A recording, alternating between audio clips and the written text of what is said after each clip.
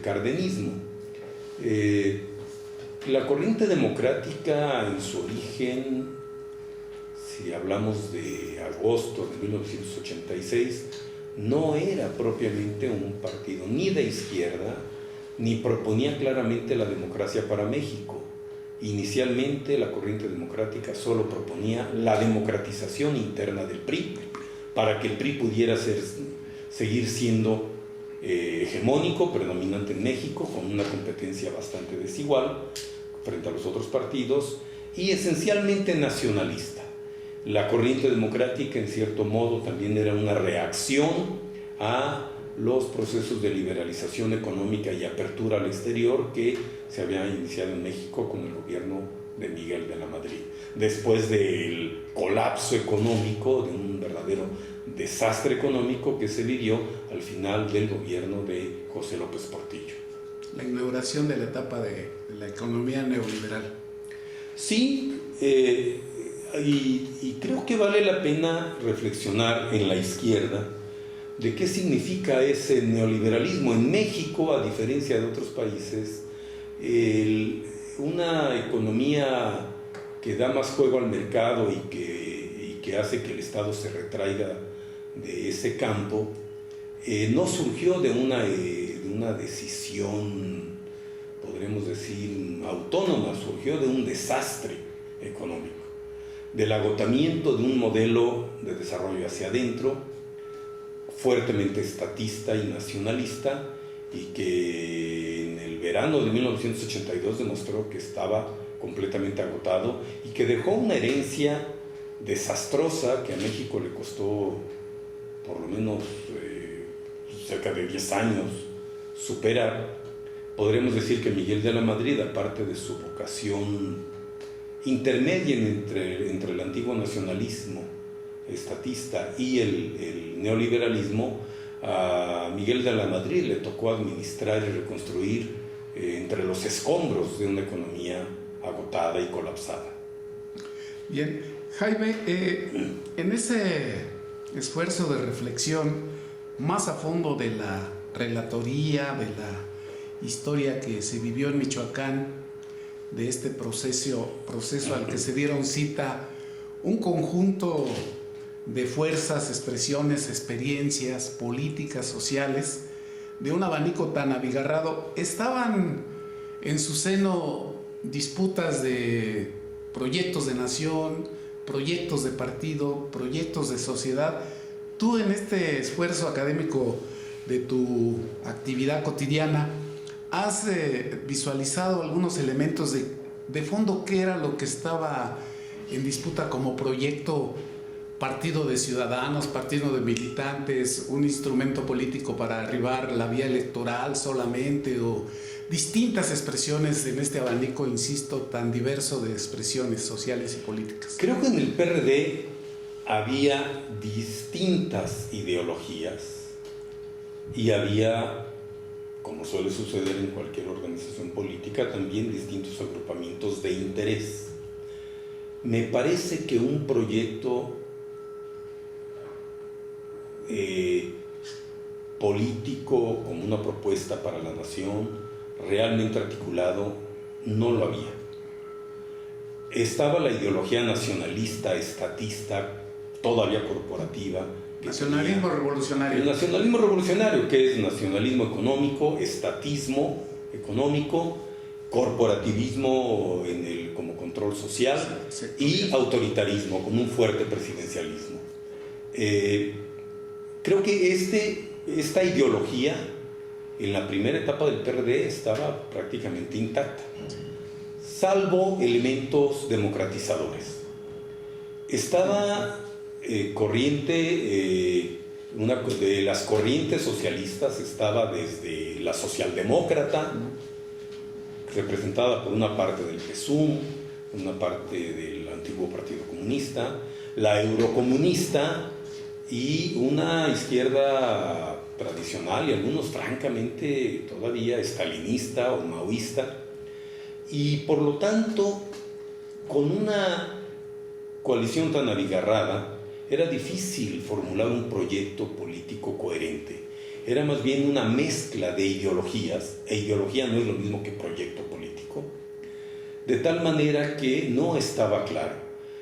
Quizás la única idea novedosa que surgió en torno al PRD es que se trataría de un partido de ciudadanos. Y esto sí implicaba un rompimiento que se dio solo gradualmente con el nacionalismo corporativo que provenía del PRI y la idea de partido de clase que provenía de los partidos de izquierda. El concebir un partido de ciudadanos era un paso inicial indispensable para constituir una alternativa democrática. Y eso se fue construyendo a lo largo de varios años.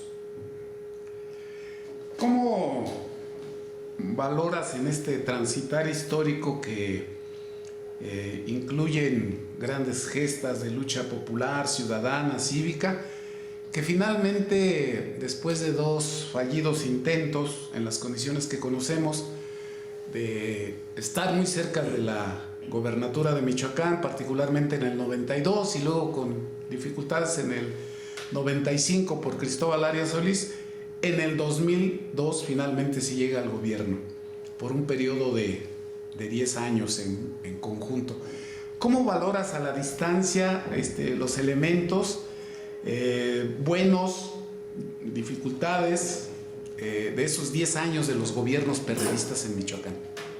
Primero hay que decir que esos intentos de llegar al gobierno en 1992, en realidad el PRD se quedó muy atrás, muy abajo del PRI en términos de votación, porque el PRD estaba pagando los costos de una etapa muy conflictiva, del 88, 89, que no infundía mucha confianza en los ciudadanos.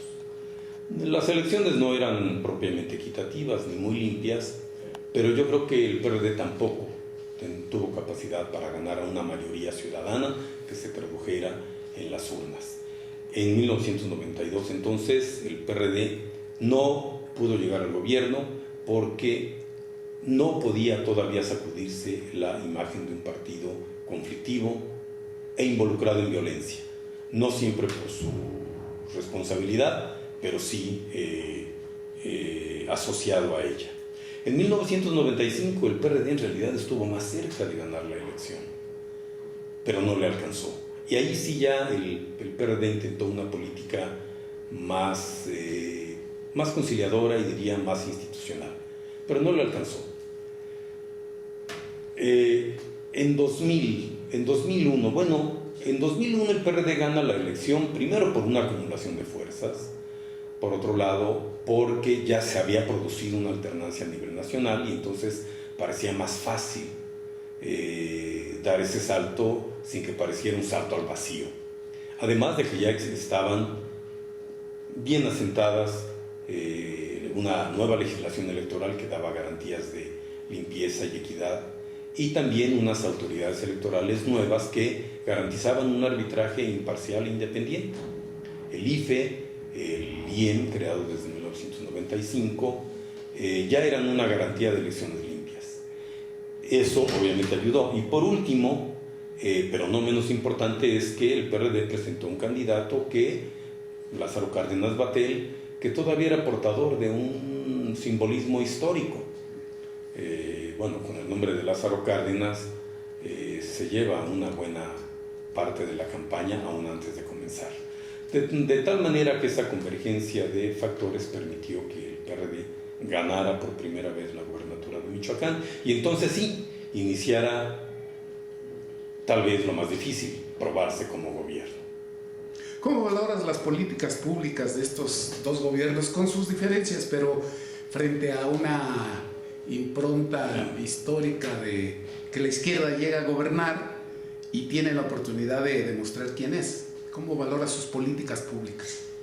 Distinguiría en varios campos. Por un lado, en el campo social, que es lo que teóricamente distinguiría a la izquierda de otras opciones políticas, es su vocación por ayudar a los más desfavorecidos, establecer algunas políticas, por ejemplo, de gasto educativo para apoyar a las familias pobres, escuelas públicas, con útiles escolares, con uniformes, con becas, algunas políticas también de desarrollo social en general, aunque hay que decir que estas ya convergían claramente con un nuevo modelo de política social que se adoptó a nivel nacional desde 1997, que fue el programa Progresa, y que se continuó en los gobiernos panistas con el nombre de Oportunidades,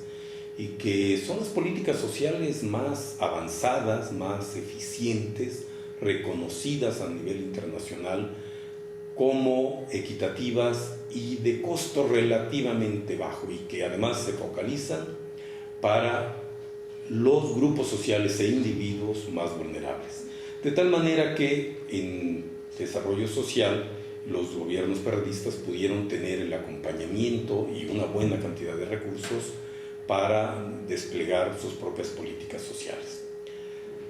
También como rasgos de izquierda, el PRD, los gobiernos perredistas impulsaron políticas podríamos decir, de la izquierda de nueva generación, de la equidad para las mujeres, oportunidades para los jóvenes, mayores espacios para la libertad personal, ayuda a grupos muy vulnerables como pueden ser los niños con cáncer. Esas políticas de izquierda creo que mostraron una vocación de estos partidos. Por otro lado, creo que el PRD los gobiernos perredistas incurrieron en dos problemas que son también una herencia de la izquierda desde la oposición que trasladó a los gobiernos.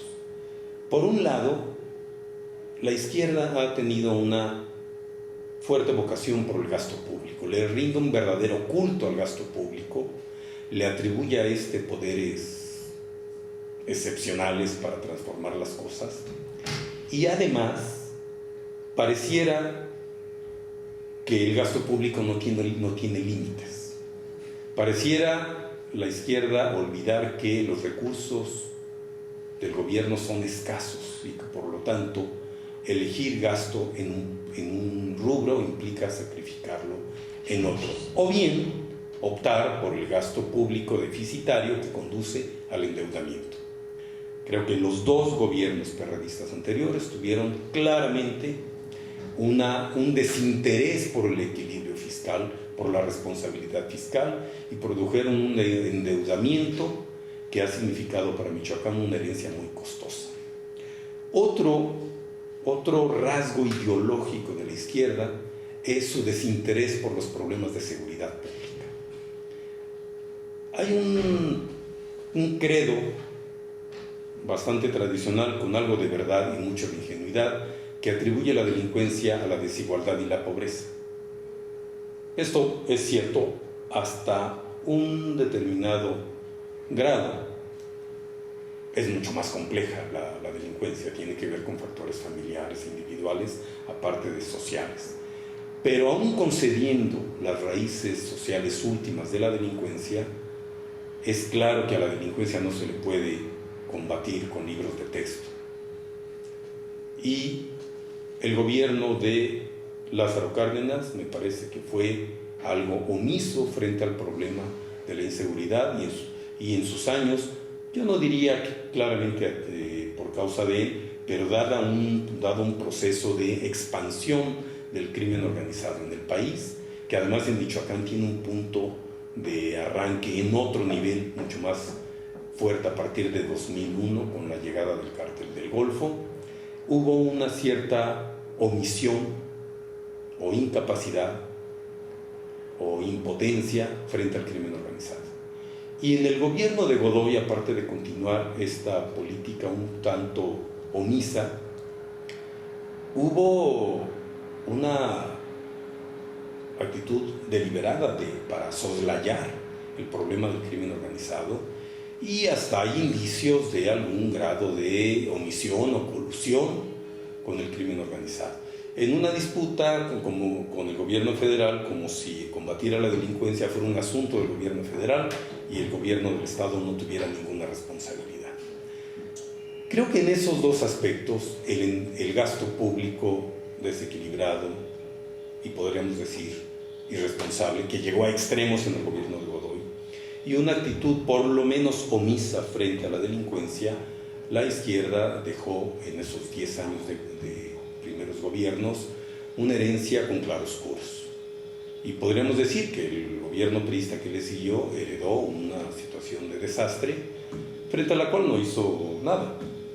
Pero de tal manera, los gobiernos de izquierda, quizás lo más grave que dejaron, sin desconocer lo valioso de ciertas políticas sociales, lo más grave que dejaron fue una inseguridad desbocada que solo parcialmente es atribuible al gobierno local y una quiebra financiera que para el nuevo gobierno del PRD, el que comienza en 2015, será una pesada carga que probablemente lo paralice o por lo menos le restrinja mucho su capacidad de emprender las políticas que quisiera.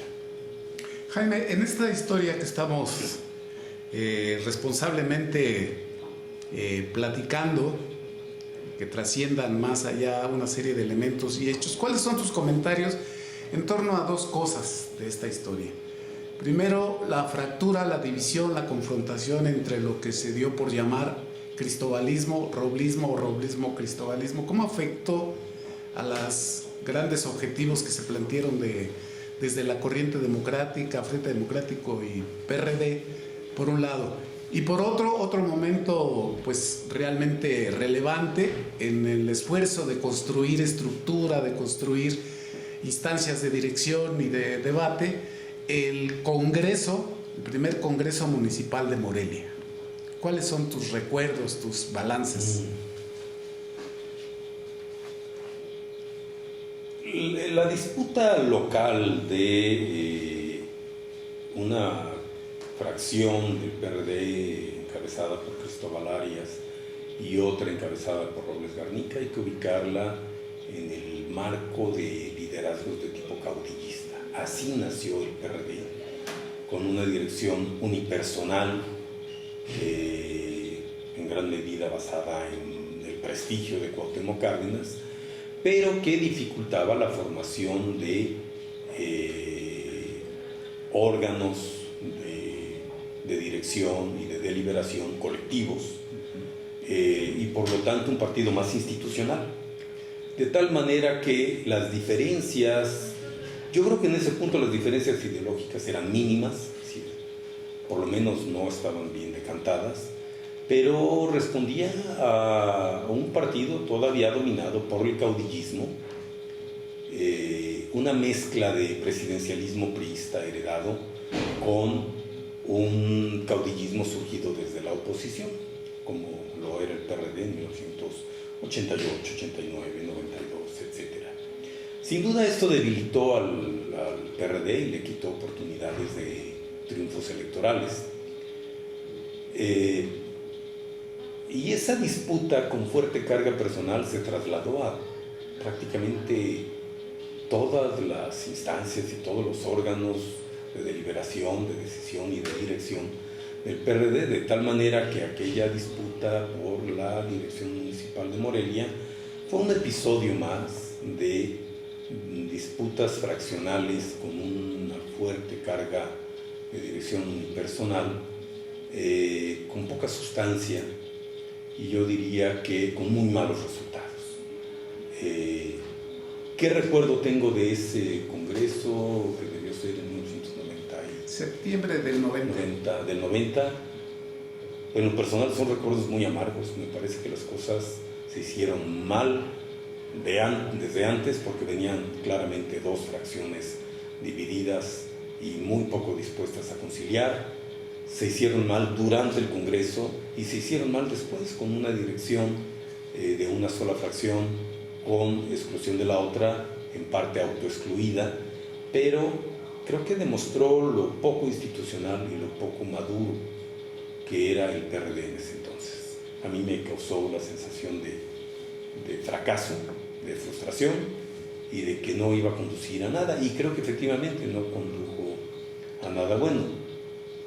Baste un dato, no atribuible a eso solamente, pero que esta dirección fragmentada del PRD a nivel municipal dio su contribución. El PRD no ha vuelto a ganar el municipio de Morelia, aunque en ese momento, en 1990, el PRD gobernaba Morelia y tenía oportunidad para fortalecerse. Lejos de fortalecerse, el partido se fracturó y se debilitó. Como intelectual, como de izquierda, como ser humano y como político, ¿qué anécdota tienes en esta historia que te tocó vivir hasta donde participaste? ¿Agradable o desagradable? Una anécdota que te haya marcado. Yo podría mencionar dos. Una alentadora. La ilusión que a mí me despertó entre 1988 y 1989, que en México surgiera por fin un partido claramente socialdemócrata. Desde finales de los 80 yo ya abrazaba claramente el credo, la estrategia, la doctrina socialdemócrata, que consiste en reformar el capitalismo para hacerlo más equitativo y fortalecer todos los espacios de un Estado democrático. Yo tuve la esperanza y una gran ilusión entre 1988 y 89 de que el nuevo partido en formación pudiera ser ese partido socialdemócrata que recogiera lo mejor de la historia mexicana, esa vena popular del cardenismo y de toda la Revolución Mexicana en general, sin su carga autoritaria y corporativa, y que recogiera esa vena libertaria de la izquierda socialista, sin su carga burocrática y dictatorial. Me parecía que se daban las condiciones para que esto fraguara y pudiera convertirse en un partido que realmente creyera que la única vía para llegar al poder, la única vía legítima, la única vía factible políticamente, pero además la única vía éticamente, moralmente aceptable, era la vía electoral, porque cualquier otra implica violencia con costos humanos muy grandes y, según la experiencia histórica, con secuelas de dictadura nada deseables. Bueno, debo decir que esa ilusión se vio parcialmente frustrada, porque tanto la izquierda que confluía en el PRD traía todavía una fuerte carga autoritaria, si bien ya adoptaba la vía electoral como el camino legítimo para el poder, y por otro lado el autoritarismo heredado del PRI. Todavía no había en México una competencia auténticamente democrática, de tal manera que era difícil que partidos viejos fueran realmente democráticos, tenían que convertirse a la democracia. Entonces, bueno, ahí es una anécdota de claroscuros, de una ilusión, una esperanza que pronto se vio parcialmente frustrada.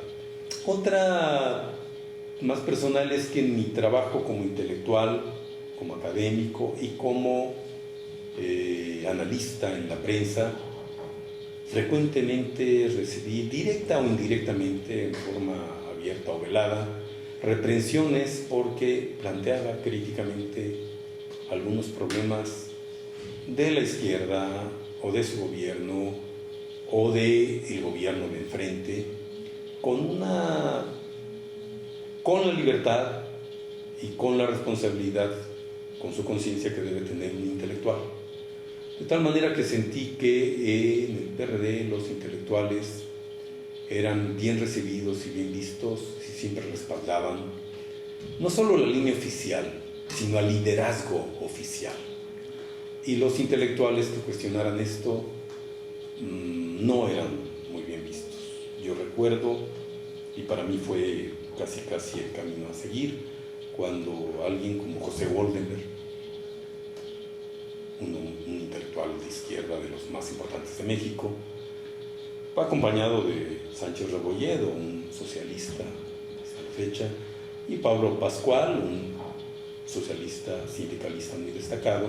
Abandonaron el PRD porque no encontraban un espacio, ya no digamos de gran influencia política, sino de respeto a su trabajo intelectual. Yo llegué a sentir eso también, que mi trabajo intelectual, como intelectual, tenía una participación incómoda dentro de un partido. Debo decir que cuando yo me retiré del PRD, pude establecer en años siguientes una relación más productiva, yo diría más respetuosa con el PRD. ¿En qué año fue esto, más o menos? Yo me retiré formalmente del PRD en diciembre de 1992, cuando asumí la dirección del periódico Cambio de Michoacán.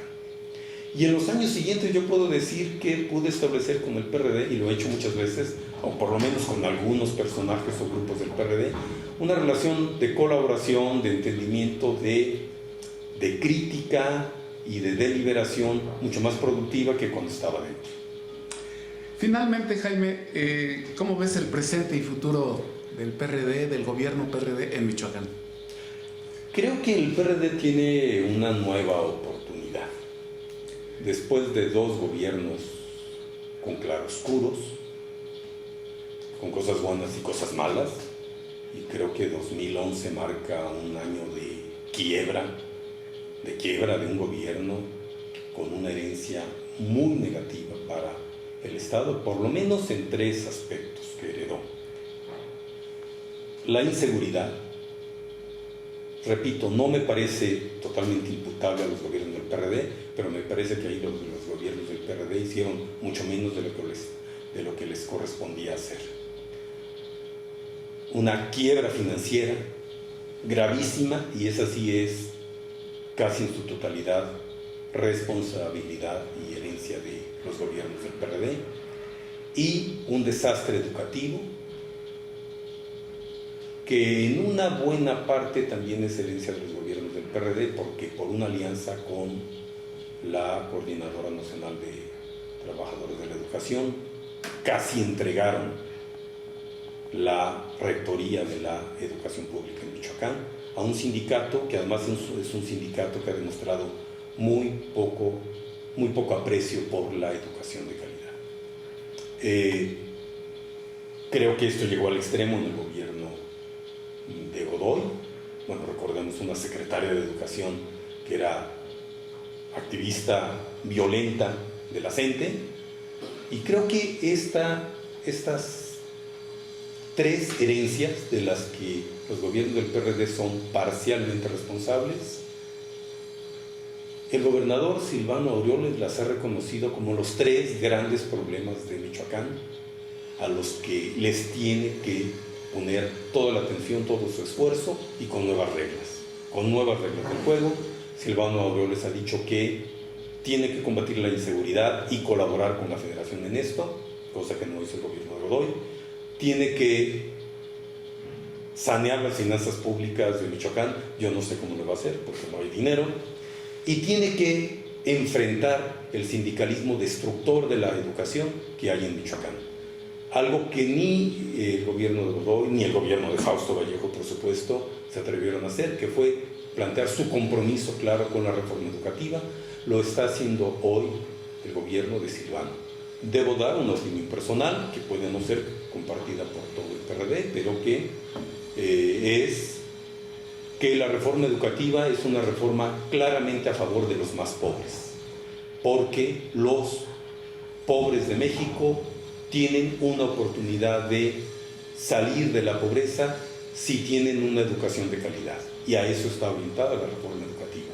Me parece que la reforma educativa, independientemente del gobierno que la haya impulsado, aunque lo hizo el Pacto por México, es claramente una política progresista orientada a los más pobres y los más vulnerables. Es una política de equidad social. Si una parte del PRD no comparte esto, bueno, es su responsabilidad. Yo coincido con el gobernador Silvano Aureoles en cuanto a que es responsabilidad de este gobierno, y me atrevo a decir ahí de un gobierno de izquierda, impulsar la reforma educativa para que los niños que no se pueden pagar educación privada tengan una educación de calidad. Está demostrado mundialmente que la educación de calidad, accesible a todos, es el mejor mecanismo de movilidad social, es decir, de igualación de oportunidades. Creo que Silvano Aureoles tiene un buen diagnóstico al reconocer esos tres problemas como los mayores retos de su gobierno: la inseguridad, la quiebra financiera y la educación. Y creo que ha dado algunos gestos de voluntad y de compromiso con esto. Yo agregaría un cuarto reto, que es la aplicación de la ley. No permitir que en nombre de la libertad de manifestación se violen las leyes, se causen daños a terceros y se arruine la economía. Silvano Aureoles está mostrando un compromiso también en este aspecto.